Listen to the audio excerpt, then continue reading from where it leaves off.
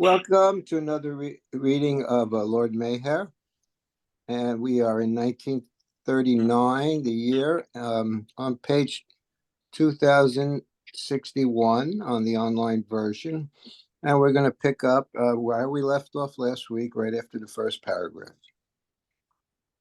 And go ahead. Who's going to start the reading, Eva or Betty? Sure, Okay. I can start. Baba proceeded to describe how this pure or divine love can be experienced. Pure love is not something which can be forced upon somebody, nor is it something which can be snatched away from another. It is attained after the aspirant has succeeded in overcoming selfishness, when the false I in him does not exist. It might be said that this selfless stage is difficult to attain, and at the same time, it could also be stated that the state is easy to reach. Paradoxical as these statements might seem, they are nevertheless true. It is difficult to attain the state of selflessness as long as the aspirant has not resolved to reach it.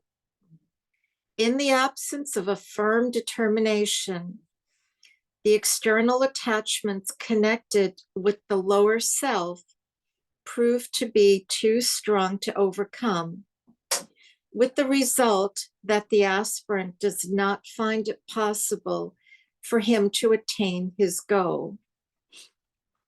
On the other hand, if the aspirant has a strong will, if the aspirant with a strong will decides once and for all to achieve his aim at any cost, he finds his task easy.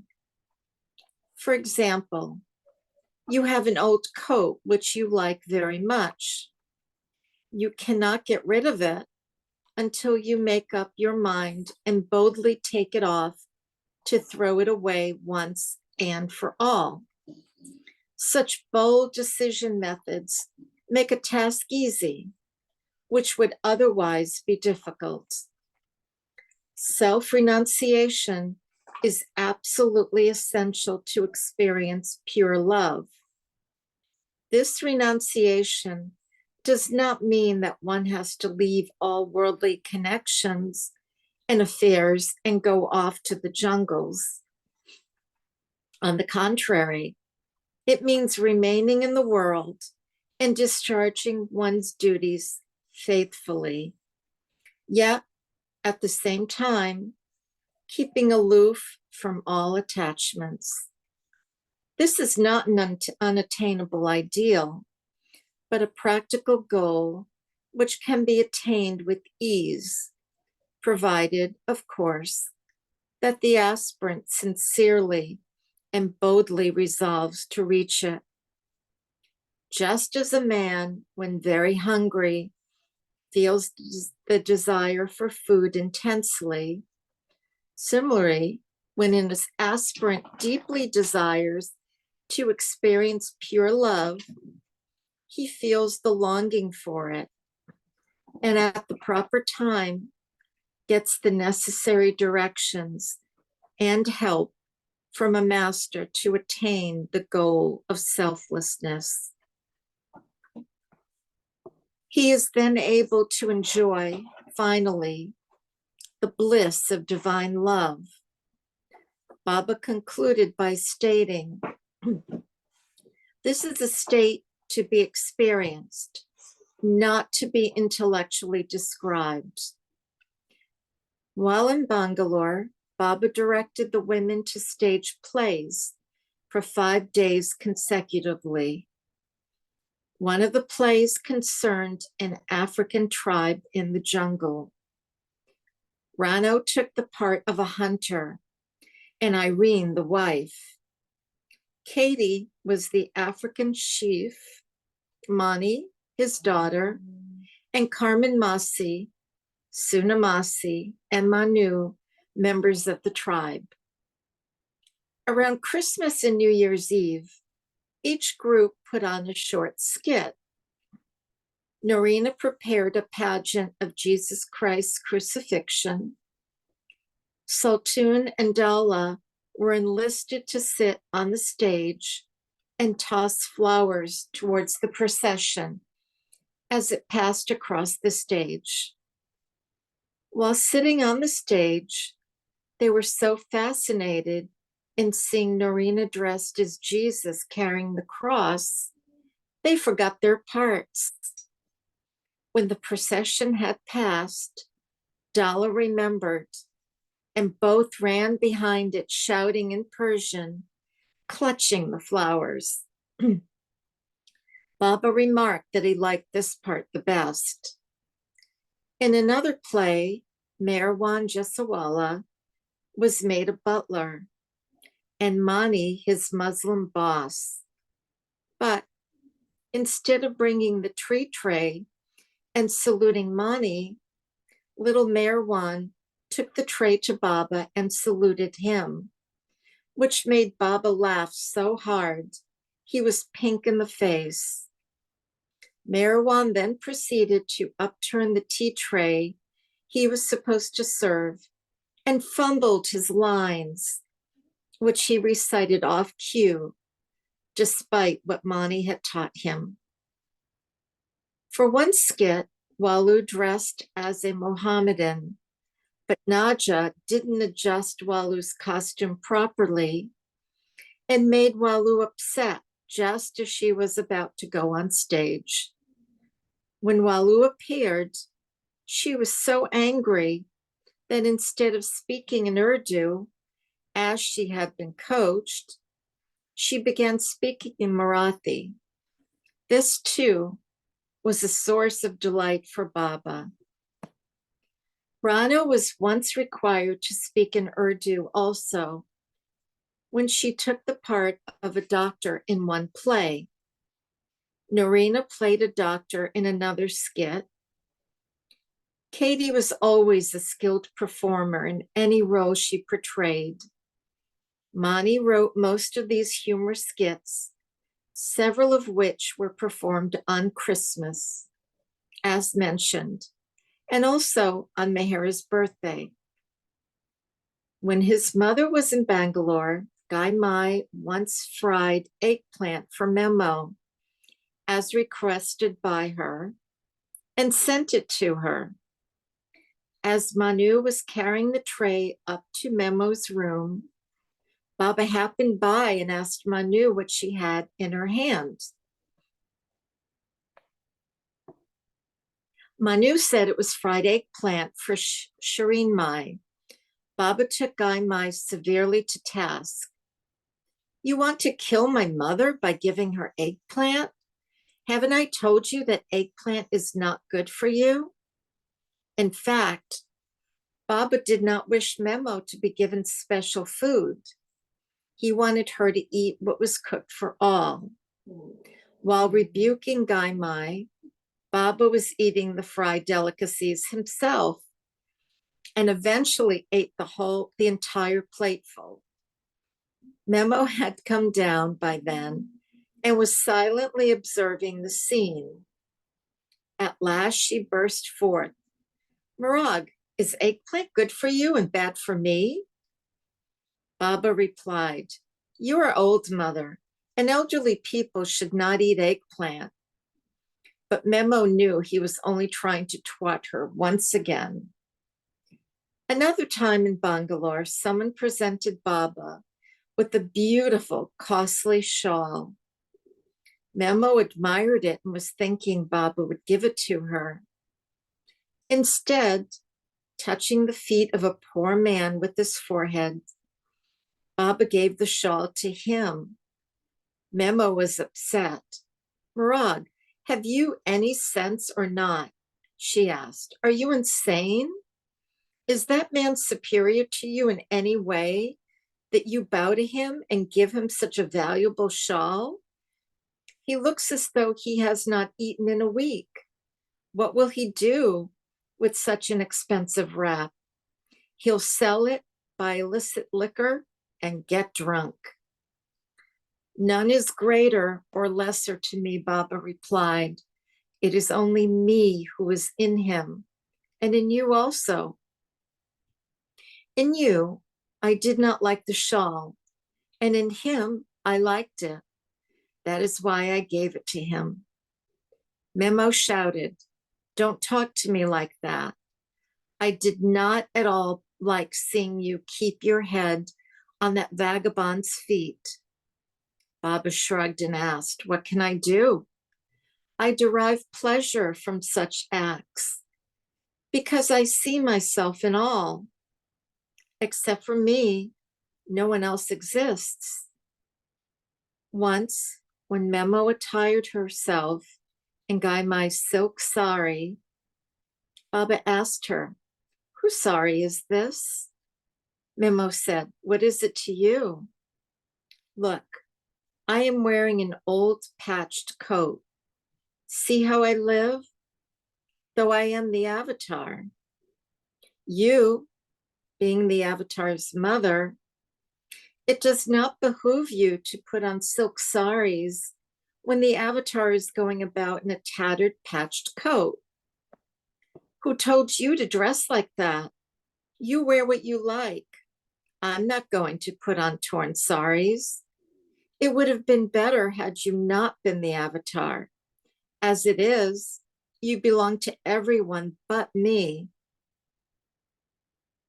On one occasion, Baba told Carmen Masi, you are Buddha's Masi, aunt.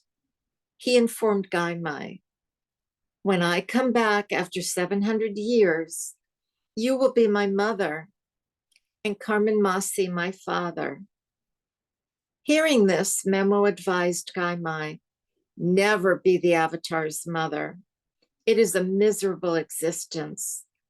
Have you not seen my plight? How outsiders insult me and do not let me live in peace. Memo's sister-in-law, Shirarji's sister, Piroja Mami, paternal aunt, once came to Bangalore to see her favorite nephew. After dinner, she went to Baba's bathroom to wash her hands. It was evening and Chagan was on night watch. He stopped her before she could enter, and Piroja indignantly said, I am Baba's mommy. Who are you to stop me? No one is allowed here, Chagan informed her. Baba is resting. Please go back. Chagrined, Piroja Mami left. Baba called Chagan and asked what all the commotion was about. When he was told, he called Piroja Mami back. Then winking at Chagan, Baba began scolding him in front of her. You pig, why didn't you allow my mommy to wash her hands? Touch her feet and beg her forgiveness. Never, never treat her like that again. She is the avatar's mommy. Chagan did as instructed, and Piroja Mami was, of course, satisfied. Baba then told her, Mommy, please take care not to come here at night. A ghost is haunting me, and that is why Chagan tried to stop you from coming to this side. It is dangerous for you to come here at night. Oh, is that so? She declared. I didn't know. I will never come here again. After she went out, Baba and Chagan had a good laugh, and Baba remarked, Mommy is very innocent. On the That morning. Oh, excuse me. That name is Chagan. Oh, thank you. Yes. Thank you, Betty. Chagan. On the morning of 27 December 1939, a discussion about sin and sinners came up among the group. Baba commented, from my point of view, no one is so bad as not to improve and become good. Everyone, however depraved, can improve and become better until he becomes a paragon of virtue for mankind. There is always hope for everyone. Sarosh returned to Bangalore on the 28th with his wife Vilu, their infant son Merwan, and Rustam and Frani's daughters, Meru and Nagu. Okay, thanks, Eva. Betty, would you pick it up from here? Sure, just a sec. The two girls stayed at the links with Baba and the other women for a few weeks. Ramju brought Melu and Frani by train from Nasik, and they stayed with Adi Sr., Dolly, and Falu. Even though Frani was still acting mulish, Baba decided she should remain in Bangalore for the time being. Among the visitors on the afternoon of the 30th was Baba Nanda, a young Swami from Bengal dressed in an orange robe. He came with another young Swami clad similarly who had already met Baba. The following conversation ensued between Baba and the Swami. Bhavananda declared, in searching for God, I have renounced all, my father, mother, family, and everything. I have gone around to many places in India, even to Tibet, and am just returning from Rameshwaram. Footnote, Rameshwaram, situated on an island between the Indian mainland and Sri Lanka, is a place of pilgrimage for both Hindus and Buddhists. I came to know about you in Bangalore, and although many others tried to discourage me from paying you a visit, I felt an inner urge and was determined to see you at all costs. I am so happy to have the privilege of your darshan today. Baba too expressed his pleasure at seeing him and complimented him, saying that he was a rare type of seeker. But then Baba cautioned him, it is very easy to give up father, mother, and family, but very difficult to realize God. I am prepared to give up my life for God realization, replied Bhavananda. Baba said, even dying is easy. This longing of yours is very good and highly appreciable. I want men of your caliber who have no other thought or desire but to realize God, for that is the only real thing in life. The Swami felt very happy at these encouraging words and said again, I am ready for anything. Baba warned, I will test you. It won't be easy. Just think it over and let me know later. I have nothing to think over, the young Swami said. I have thought so much about it that there is now nothing more to consider. Smiling, Baba gestured, then you are my man. Bhavananda felt happy, closed his eyes, and exhaled a deep sigh of relief at Baba's recognition of his sincerity. I would still like you to think it over quietly, Baba stated, for now I know of others who, in their momentary enthusiasm, have said similar things, but failed the moment they were put to the test. I have washed my hands of everything, Bhavananda replied. Shabash, bravo, Baba said. I am glad. Then I will guide and help you in your cherished goal. Now listen carefully. As a preliminary step, I want you to go to Rameshwaram on foot, eat only once a day and beg for your food. Touch no money, touch no woman. If you happen to come around any woman, think of her as your mother. Take darshan of 100 people in Rameshwaram and be back here by the 1st of February. The moment Bhavananda heard Baba say not to touch money, he took out his coin purse and threw it on the ground in compliance with Baba's injunction. His friend, the other Swami, whispered to him to go to Rameshwaram and return in a month is practically impossible. But Nanda did not pay attention to him and remained firm in his determination. Baba remarked to the second Swami gently, "That is his lookout. Why are you worrying? He isn't. He says he is prepared for anything and is determined even to die for God." Baba then cast a significant glance at Bhabananda as if to ask what he had to say. But the young Swami said nothing and rose to leave with Baba's permission and blessings. Baba let him go while the other Swami followed. The Mandali in the room watched all this with silent admiration at Baba's Nanda's determination and longing. Both Swamis had just walked out the door when Baba ordered one of the Mandali to call Bhabananda back. He returned alone and stood before Baba. Baba smiled at him, then stated, "I am very happy you stood my test and did not hesitate or question or ask for any excuse to get out of the difficult situation. Even with your injured foot," he was limping because of a boil on one foot, "if you keep up your longing for God and the same spirit to stand all tests, you will surely realize him. He is there in you and always with you." Bhavananda replied, "Ramana Maharshi and other saints whom I have met also said so. But up to now, I have no experience of these words." Baba explained, "Ramana Maharshi was right. Ramakrishna also said the same. Vedanta says it, but it is a matter of experience.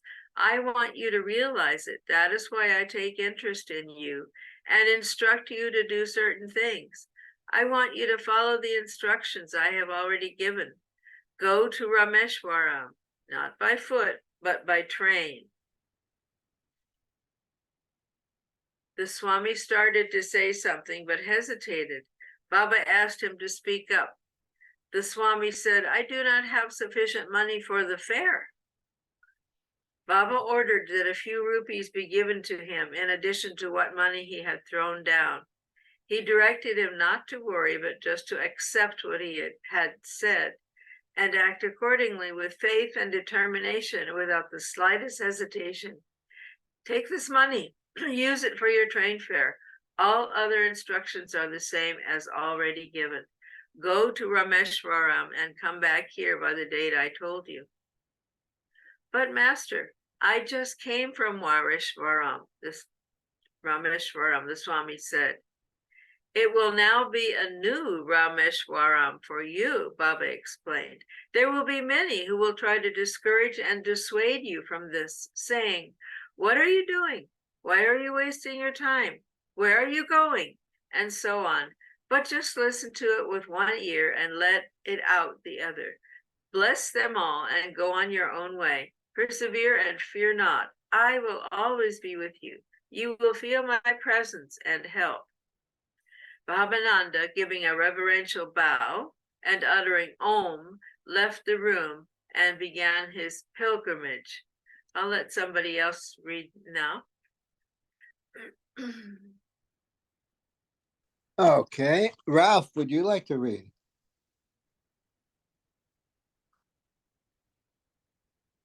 Or maybe Ralph stepped away. No, Oh, I'm here. I'm Okay. here. Yeah, You want to read, Ralph? I think if I can see it, I will. Yeah. From 30th December, Baba stopped giving darshan since he was planning to leave Bangalore on another must tour. On the morning of Tuesday, 2nd January 1940, while with the Mandali, Baba remarked, 1940 is going to be the worst year the world has ever seen since the creation. 1941 will be 50-50, half good and half bad. 42, the best the world has ever seen. That's peculiar. That's right during the heart of World War II. And then in parentheses, the disastrous year actually began earlier with an earthquake in Turkey on the 27th of December, but the real beginning was on the morning of the 25th, exactly at the time Baba had a sudden heart cramp. Then he indicated to the mandali to mark the time, 9:25 a.m., and his pain lasted for 3 minutes. According to Baba, the first tremors of this earthquake in Turkey actually started then and eventually erupted 2 days later. Baba continued explaining, even this disastrous earthquake that took a toll of 30,000 lives, besides affecting several thousands more dependent upon the dependent of affecting several thousands more dependent upon the dead and causing a loss of millions, etc., will be nothing in comparison with what is still to come. Ghani asked, which of these 3 years would be the best for the Mandali? And Baba readily replied, from June 1940 to June 41 will be the best. It is for the circle principally. The time which I had been predicting and telling you all these years that it is coming has now come. Baba left Bangalore for South India on the Madras Express train at 7:20 p.m. on Thursday, 4 January 1940, accompanied by Kaka, Gustaji, Jal Karawala, and Krishna. His destination, did I goof up there? Let me see. What did I? Donnie, the time has come. Baba left Bangalore. No, you were right on. Go ahead with his destination. His destination and itinerary were not disclosed to the other Mandali. They traveled first to Travancore and then to Trivandrum, where Baba contacted an old muss named Chinnaswamy. He went on to Cape Comorin, then Madurai and Trichur, contacting Muss wherever he went and returned to Bangalore exhausted 6 days later on the 10th. Bringing Chinnaswamy with him. During one journey, his train was so packed, Baba and the men had to enter a ladies-only compartment. The conductor allowed them to stay only after Jal Karawala showed his district magistrate's card. The next day, Baba spoke informally with a few of the men about the problem of Parsis and spirituality. Baba made some significant remarks in regard to the Zoroastrians' utter ignorance of the path, hence their childish arguments and behavior towards saints and spirituality, which he explained was not their fault. Colonel Irani, a Zoroastrian, was rumored to be planning a visit to Bangalore. Baba hinted he would like the colonel to come and see him so that once and for all, this problem of the opposition might cease. Then he and I both will feel at ease, Baba stated. Explaining further, Baba took pity on the stubborn man. It is not his fault, for he is a man of the world with military title, degrees, and even money. Yet, in spite of it all, he is blind. Hindus have Vedanta, Islam has Sufism for spiritual enlightenment and understanding, besides saints and walis to go to and be guided by, whereas Parsis have none of these. The only stalwarts of their religion are the Dasturs, the priests, and the less said about them, the better. The most shocking characters of some of these Dasturs are open secrets. What religious or spiritual guidance could they possibly give?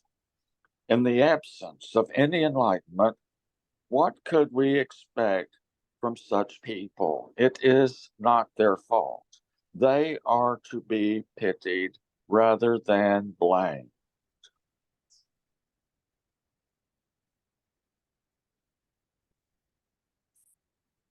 Would someone else like to resume reading, or I Okay, can let's have go on another if we're reader. limited? Yeah, Thanks, Ralph. Okay. thank you, Jebon. Rosalie, would you like to go ahead, please? There are ways, however, a nod from the wise, just like a child who can be easily lured by sweets or toys, or like others who need hammering for bringing them round.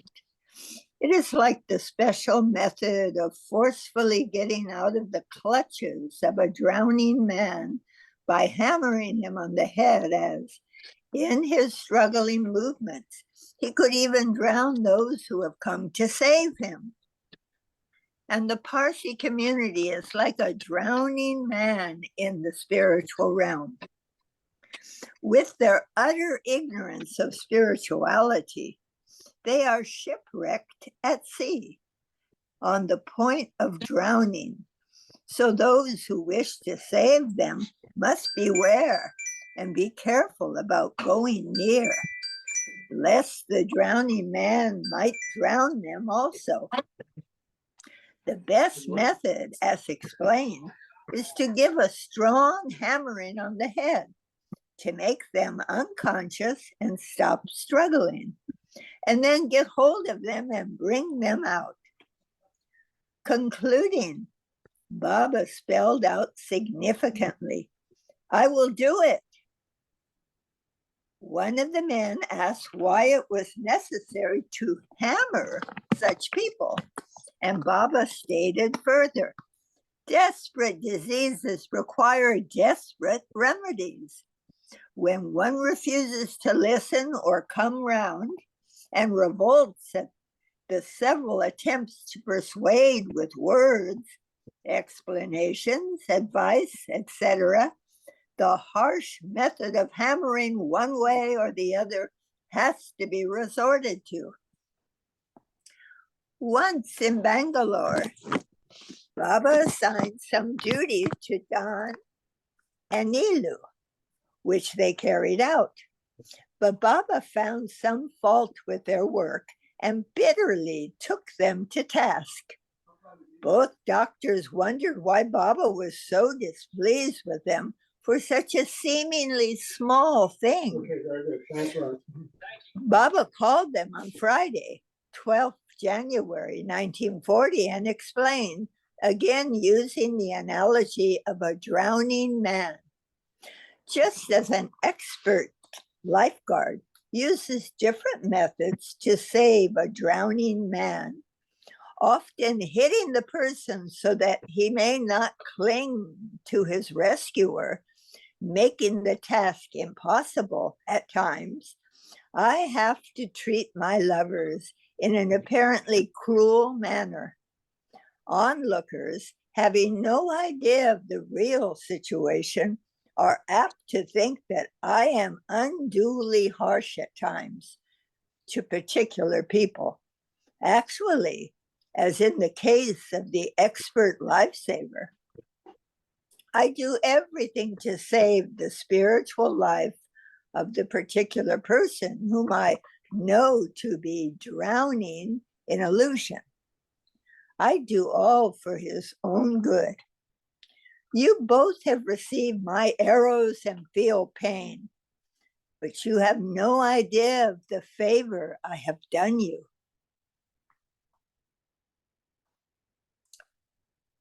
No one understands that I do not do anything without cause. Whatever I do for the benefit of others. John said, "Forgive me, Baba. I thought you were being cruel. I was wrong." Baba embraced him and also Nilu. During the Bangalore stay, Rano, under Baba's direction, continued her work on the 10 circles painting, which she had begun a few years before in Nasik. She had also begun another large painting of Baba wearing a turban. One day in January, when she was finishing this painting, she somehow did not feel satisfied with the expression in Baba's eyes. Baba happened to come to her room right at that moment, and Rano expressed her quandary. Baba himself picked up a brush, mixed some color, and dabbed a bit on the left eye in the painting, instantly improving the expression. "Now don't touch it," he declared. Footnote. The painting, titled The Beloved, now hangs in the Mehrabad Museum.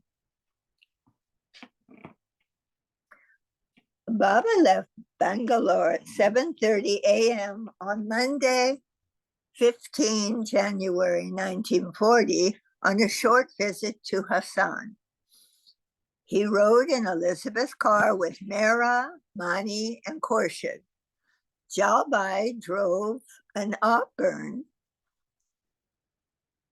with a few of the Westerners, and the rest of the women's group, along with Kaka and Erich, went in the blue bus, which Don drove. Baba and the women arrived at 12:30 p.m. and stayed in a dak bungalow. Gustaji and Papa Jesawala had gone a day earlier to make separate arrangements for the men and women. The following day, Baba led the women up the mountain at Swavanabelagoya and showed them the magnificent 59-foot tall statue of Gomateshwara, a Jain saint. The next morning, they visited Belur and Halabid, where they saw an ancient temple. On the 18th, Baba directed that they drive up the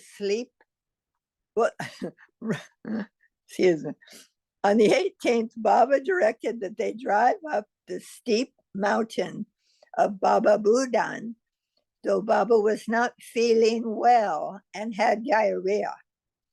John was driving the bus, and though the ascent was difficult, he did not lose courage and drove on. Baba had visited Baba Budan once before in 1936 and was now showing the area and shrine to the women. About his daily outings with them, Baba remarked, "I have come for my work, and you have no idea what duty I am fulfilling here. These places have a spiritual atmosphere, and my presence will give it a push." In Hassan, the children, Sarwar, Meru, Mehwan, went out to eat tamarinds one day. Khorshid reported this to Baba.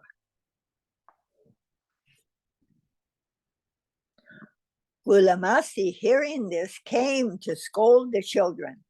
The sour fruit causes a sore throat if eaten in excess. Before her arrival, Merwan told Sarwar and Meru to rinse their mouths out. Gulamasi scolded them for eating tamarinds and asked why they had done so. Merwan spoke up. "We didn't smell our mouths." Gulamasi did, and then told Baba that the report about the children's misbehavior was false. Merwan turned to his two accomplices and said, "Now, if Baba asks us, we will have to tell the truth. But we should say that we were only tasting the tamarind and then spitting it out." Baba called them and asked if they had eaten the fruit. Merwan and Meru admitted that they had, but Sarwar said she had not. Baba punished her for lying by whacking her on the head with an umbrella, and he also gave Merwan and Meru a stroke on their palm. Sarwar often got a spanking for something. Once in Bangalore, she pressed a switch, turning off the lights. Baba called her and asked why she had turned off the lights. Sarwar explained, "I didn't, I only pressed the button." Baba spanked her, even though she had no idea what she had done. But his spankings made her grow strong in his love. Kaka and Erish brought a musk from Chikmagalur on 18th January. The must would repeat, "This is Shariat, that is Shariat, everything is Shariat."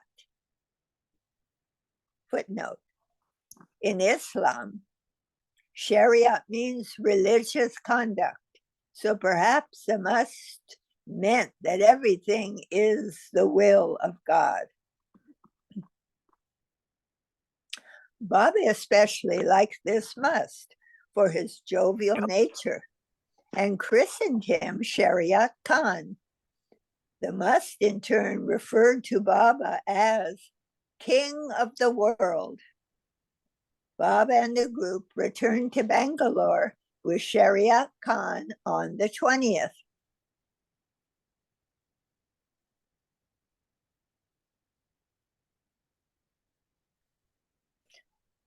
On Saturday, 27 January 1940, during darshan at the Links, a new visitor asked Baba, "What is real spirituality?"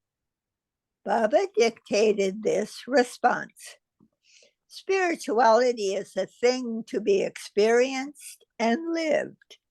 It makes you firm like a rock. Neither worldly sorrows nor pleasures upset you. You attain the state where no desires remain and you want nothing. When you do not want anything, you have everything. Look at this must, Chadi Baba. He is so innocent, so loving, so happy always, for the simple reason that he wants nothing. And strange as it may sound, he has everything: happiness, contentment, and eternal peace of mind. The state of desirelessness or of wanting nothing is a faculty that is latent in everyone."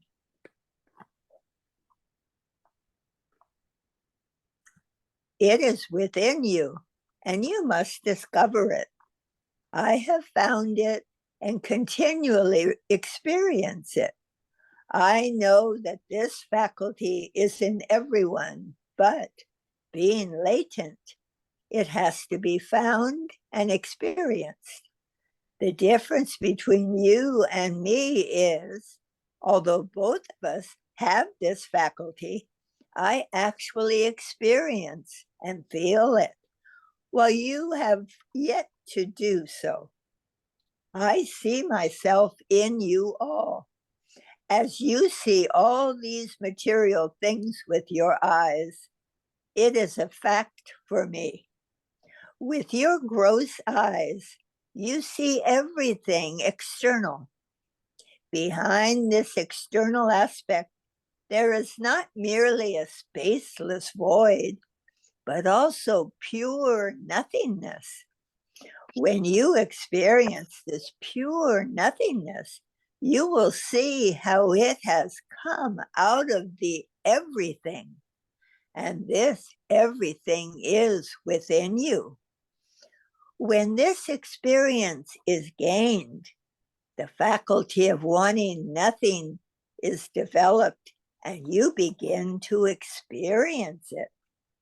Remember that the first step in spirituality is not to speak ill of others.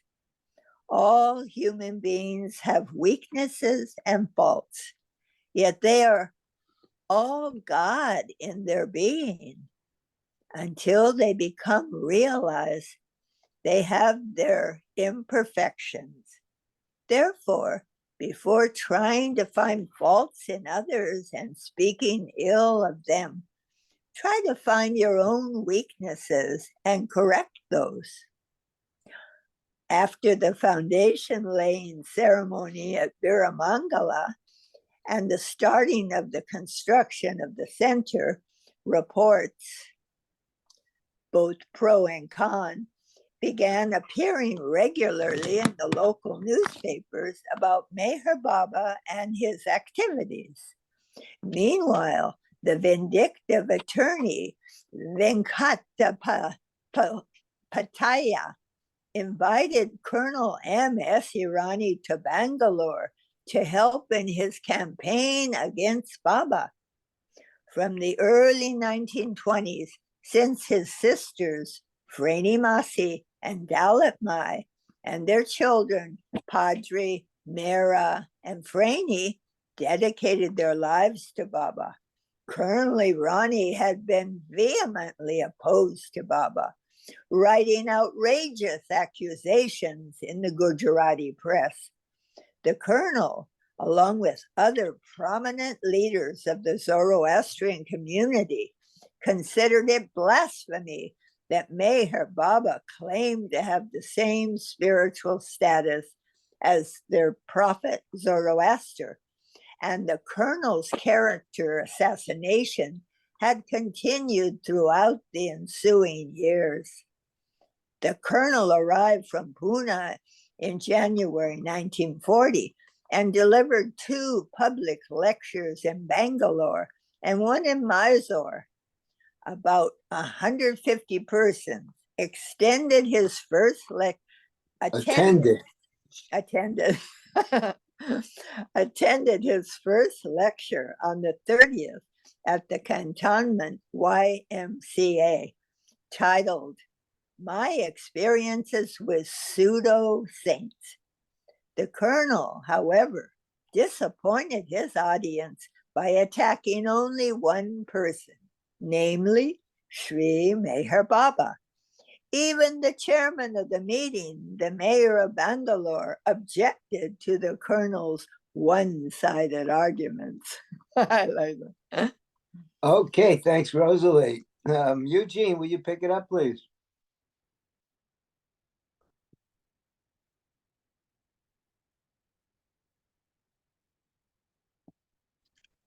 In his lecture, or no, Narina Nadine, Adi Sr., Ghani, and Jal Karawala attended the talk, and Jal asked pointed questions, which the colonel could not answer well. Footnote: the colonel delivered a second talk the following day at the city YMCA, at which Adi Sr. distributed the Reign of Truth pamphlet.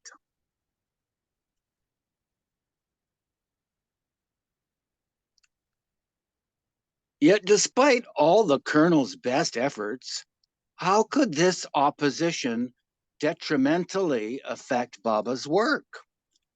Even the colonel's hostility was part of Baba's work and actually accelerated it further. And the colonel's visit to Bangalore, after the colonel's visit to Bangalore, Ghani published a pamphlet titled The Spiritual Hoax of Lieutenant Colonel M.S. Irani, in which he defended Baba and answered all the colonel's erroneous statements and mendacious accusations. In his lecture, Colonel Irani at one point had stated that he had been to Sakori to see Upasani Maharaj and had been told to read his books, which he found to be, quote unquote, irrelevant matter. In reply to this, Ghani bitingly wrote, as for the lieutenant colonel not seeing anything enlightening in the books of Upasani Maharaj, we quote the words of a sage who said, works like this, that is, works of a perfect being, are as a mirror. If an ass looks in, you cannot expect an angel to look out. And when a head and a book come into collision and one sounds hollow, it is not always the book.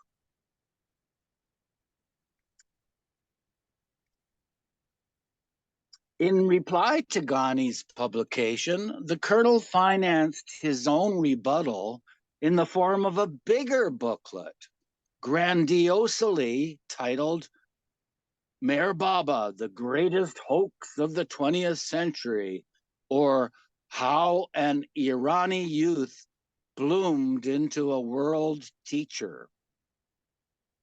Written by the same attorney, Venkatapataya,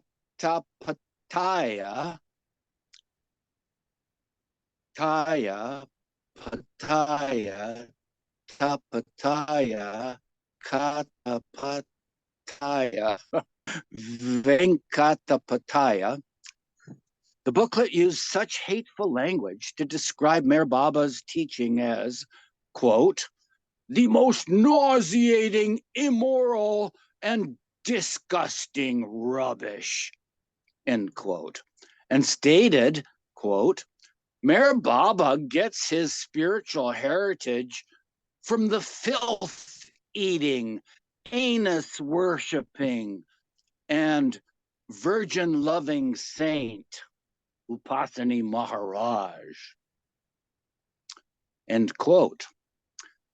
Venkatapataya concluded his booklet with this prayer, quote, may these spurious specimens soon disappear into obscurity and cease to menace mankind, end quote. Such was the avatar's humiliation. From Thursday, 1 February 1940, Baba began a partial fast of having only one meal a day. That day, he also began giving private interviews once again, this time in a constructed hut in the Lynx compound.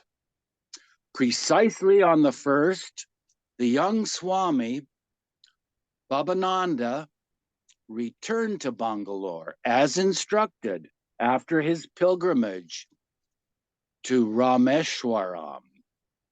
He narrated his experiences to Baba, who was happy he had carried out his instructions faithfully. The next day, Baba sent him to Pandharpur, a sacred shrine to Krishna, then to Upasni Maharaj at Sikori, to Narayan Maharaj at Kedgaon, and to the shrines of Hazrat Babajan in Pune and Sai Baba in Shirdi.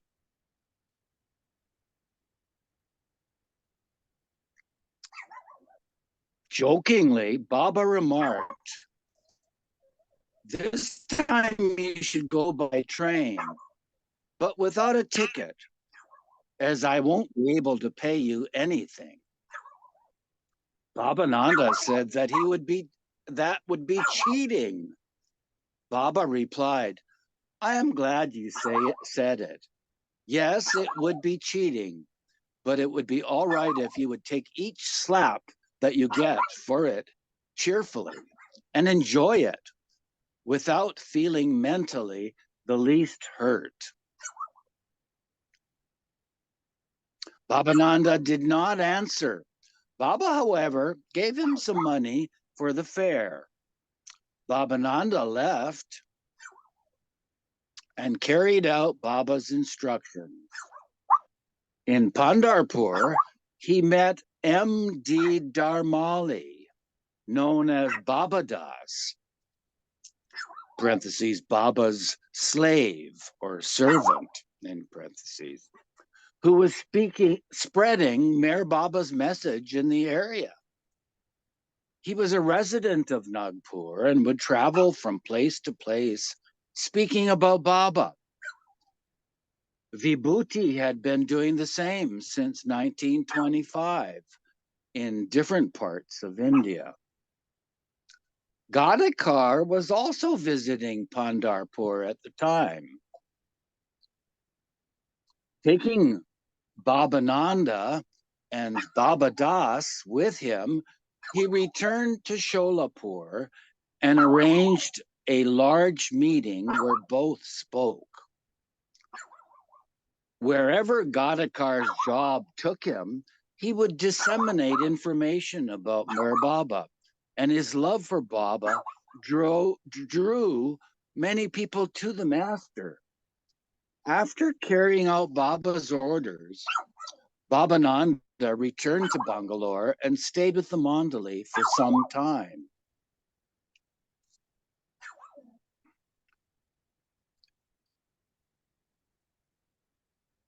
Meanwhile, Dr. Ghani was fond of solving crossword puzzles from the Illustrated Weekly of India. After completing a puzzle, he would mail it in to enter the contest. 2 or 3 times he won small cash prizes, which he kept a secret. Once when Ghani was busy solving the weekly puzzle, Baba came to his room. Looking up, Ghani tried to hide the magazine under his mattress. And Baba asked him, "What are you doing?" "Nothing," he replied. Baba walked over and took out the magazine. Looking at it, Baba remarked, "What was there to hide? I will help you. And if we win, we will split the prize 50-50. I too need money." Quite seriously, Baba sat down and they began working out the crossword together. After solving it, Ghani submitted it. A week before the results were to be announced, Baba began asking Ghani about it daily. When the results were finally declared and the correct solution published, Ghani found that they had missed the prize by not less than 11 mistakes. Complaining to Baba, he said, when I was solving the crosswords alone, there would be 2 or at the most 3 mistakes. Okay, thank you, Gene. I'll pick it up here. Here, there are 11, Baba joked. So you are still interested in solving such things? When I, in spite of being God, committed so many mistakes, you should realize that it is not so easy to solve them and only gets you into more difficulties. Despite the war in Europe, Baba continued to correspond with his Western lovers. His letters were a source of comfort and an inspiration to them during their separation from him. On 10 February 1940, he wrote to his Layla, Delia de Leon, in London, in England. I know every inch of you. Realize me, and you will know God. No other pursuit is worthwhile when you have met the beloved. Everything then centers around him. You see all beauty through him, be it expressed through poetry, art, music, or through life itself. All work, whether of your hands or academic, is done for him, and your only attachment is your beloved. All service then becomes selfless, whether done for friends, family, or stranger. To please him, the beloved, is to know him. There is no other knowing. Feeling is not knowing. To please me is to do, but to do what? That which your beloved commands you. My way with you all is the shortest way to union, which I long for infinitely more than you can ever long.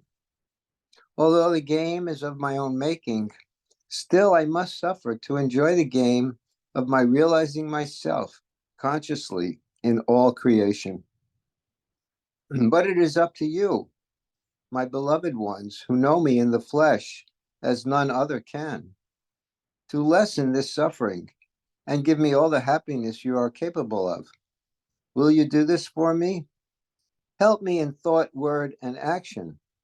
Let your thoughts be always of me, your words spring always from love, and your actions be expressive of one who seeks in all she does to please him, who is ever present in the heart of his beloved Layla. This thought will give you eternal happiness and bliss in the midst of the sad times through which the world is now passing and must face up to. The suffering of all will be terrible, but remember, underneath are the, quote, everlasting arms, end quote. So keep happy in your faith and love to the very end. I will never fail you and never leave you. Katie and Goher Irani's brother, Jal Rusi, had come to Bangalore. The young man had stayed at Merabat for a few days the previous year and was engaged to be married. At the time, he was lean and slender, and one day he told Baba, "Make me big, Baba." Baba replied, "Stay here, and I will." "But the food here will make me even thinner," said Jal. So Baba arranged special meals for him and asked Erich to dress himself like a waiter and serve him. Jal would take his food very pompously, sitting at a special table, not like the other men Mandali, who would eat sitting on a thin carpet or mat on the floor. And Erich would serve him. But when Jal was eating, Baba would appear and remark, "Oh, you shouldn't eat that. It will make you thinner. Give it to Baidul and Gustaji." So Jal would give the item away. Thus, every day, just when Jal was about to eat his meal, Baba would appear and repeat the same thing. Jal was thinking himself something special to be treated with such deference by Baba and the others, but in reality, he would go hungry. For a week, Jal kept quiet. Then finally, he told Baba, "You keep coming in when I'm about to take my meals and make me give all the good dishes you've ordered from me to Baidul and Gustaji. Instead of growing bigger, I am losing weight." "Don't you worry. You will surely start gaining," Baba promised. Despite the facilities afforded him, Jal Rusi learned how difficult it was to remain with Baba. Ghani also disliked the vegetarian food. One day he said to Baba, "Meat eaters, such as lions and tigers, are very powerful and energetic creatures. Their stomachs are never bloated. But the grass-eating bullock has a big stomach without the strength, power, and courage of the carnivores." So, Ghani reasoned, if the Mandali become non-vegetarians, we will be strong like lions. Baba, however, pointed out, the elephant is also a vegetarian, and just see how strong he is. Why don't you eat like an elephant instead? But the elephant carries a big stomach, Ghani argued. Then let your tummy also grow. Your stomach should be as big as your head, Baba teased. Then you will look fine.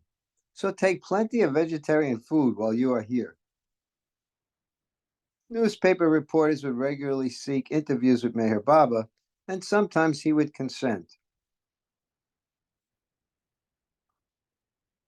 One such interview took place at the Links on Sunday, February 11th, 1940. The reporter began by asking, "Do you accept the principle now usually accepted in the West that science and religion deal with different spheres?" "It depends upon how it is understood," Baba stated. "If science deals only with material advancement, then such science would be said to have nothing of spirituality. But when the same science is expressed to make the meaning of life clear, then it is also a branch of spirituality, just as art, if expressed rightly, is spiritual, if expressed wrongly, material." "You mean scientific truths and principles are valid so far as they go and are to be fitted in with spiritual doctrine?" "They can be fitted in. What is the gross world, after all, but the medium of realizing spirituality?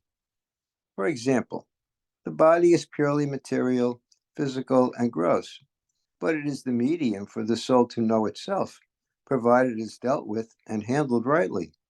Otherwise, it becomes a hindrance to spiritual progress. Similarly, scientific principles and truths, if used rightly, help in the spiritual progress of the universe. But if improper use is made of them, they are bound to be a source of hindrance in the spiritual path." "But what about astrology? Astrology is not part of science," the reporter asked. "Everything has something to do with spirituality. It depends on how it is worked out, and that again results in either advancing or retarding spiritual progress. Science is a mass, general thing, while astrology is individual.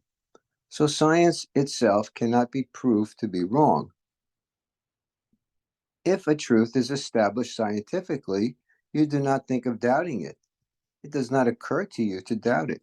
If you are told that the earth is round and it is proved to you, you never think that it is flat. But if an astrologer tells you that you will get 1,000,000 rupees after some time, you will think of it 1,000,000 times. Spirituality has no room for doubts. For example, if someone were to ask me, "Are you sure you are one with God?" I would ask him, "Are you sure you are a man and not a dog?"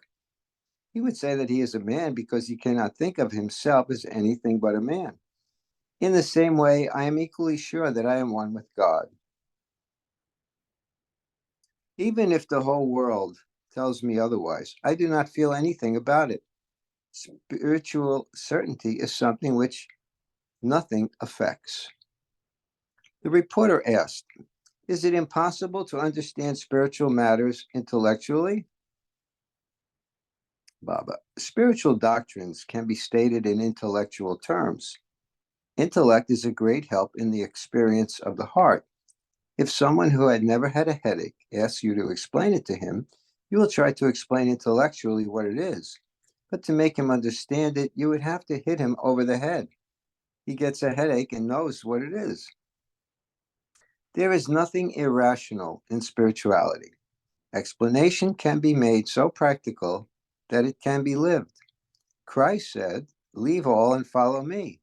It means leave your limitations and live my life. He meant that it was the practical way. Mysticism is thought to be something supernatural and out of human grasp. It is not so. You may be doing all your worldly duties and at the same time be a mystic. It depends on how you arrange your actions and whether you lead a proper life. Reporter, Mahatma Gandhi, for example. Gandhi is a mystic in a way. Everyone is a mystic in his own way. A real mystic's life is practical for everybody leading the life properly. Mysticism has connection with every phase of life, if properly expressed. If not, there is a reaction which cannot be called mysticism.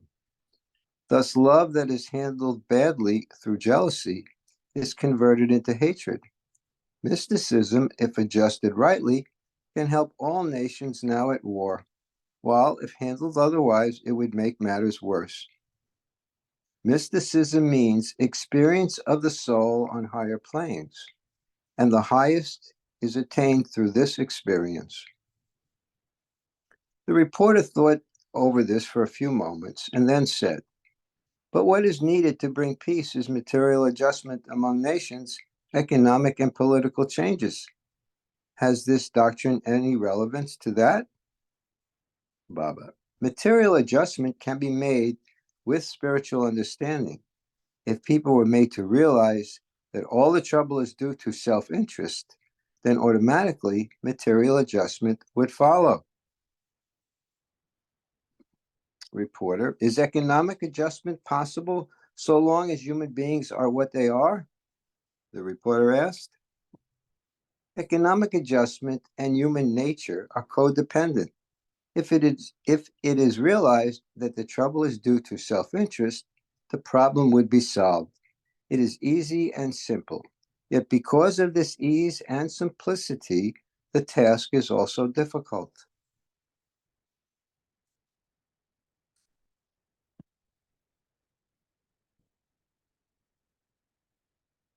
For example, if praise and insult do not affect you, you would be always happy. If not, you are bound to be unhappy.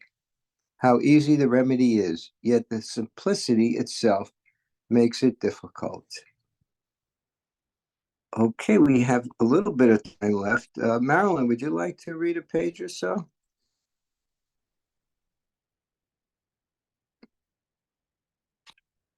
Maybe she went off camera. Yes, I'm here. Okay. All right. Why don't you finish up this page? I think we have just enough time. Start with after the interview. Oh, you read that part already? Just the sentence above it I read. Okay. After the interview, Baba left and went to bathe them us and give them shaves and haircuts. Doctors Don and Nilu could not directly treat. Hold on. Make it lighter. Doctors Don and Nilu could not directly treat the women Mandali staying in the ashram in Bangalore, since the men were forbidden to see the Eastern women. Rana would report to them about the health of each resident, and they had to prescribe medication without ever examining the patient. Once Naja fell ill, but at that time she did not speak much English. When Rana asked her symptoms, Naja replied, "Something in the stomach, something in the shoulder, something in the back." Rana went to Nilu with the report and asked for medicine for Naja's something. When Baba came to know of the case, he had a good laugh. When Dalla fell ill, the residents formed a language chain, since Dalla was fluent only in the Persian dialect Dari. Dalla explained her indisposition to Sunamasi in Dari. Sunamasi retold it to Mansari in Gujarati. Mansari recounted it to Nilu in Marathi, and Nilu explained it to Don in English. Baba enjoyed this novel diagnostic method also. Mansari has been told to serve as a nurse and report on the non-English speaking Eastern Women's Health Toronto, who would then report to Nilu or Don. But when Baba was among the women, instead of attending to her work, Mansari wanted to be present with him. This gave rise to discord between her and Rano. Explaining about the Circle of the Masters on Tuesday, 13 February 1940, Baba stated, "There is a difference in the avatars or Sadhguru's attitude toward their circles and toward the general public. The members of the circle are like the sons of the master, and the general public are like strangers. For example, if a newsboy turns into a millionaire, he would teach others the ways by which he became so, and tell them that if they followed him, they too would become millionaires. But to his sons, he will give the riches, not descriptions of how he acquired the riches." In the same way, the Avatar and Sadhgurus never explained to the members of their circles the ways and means of the path. They just placed them right on the path to God realization itself, while to ordinary people they explain the ways and means to achieve it.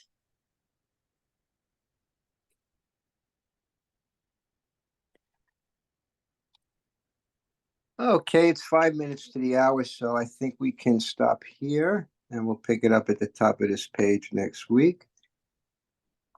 Thank you, Jai Baba. All right, we can stop the recording.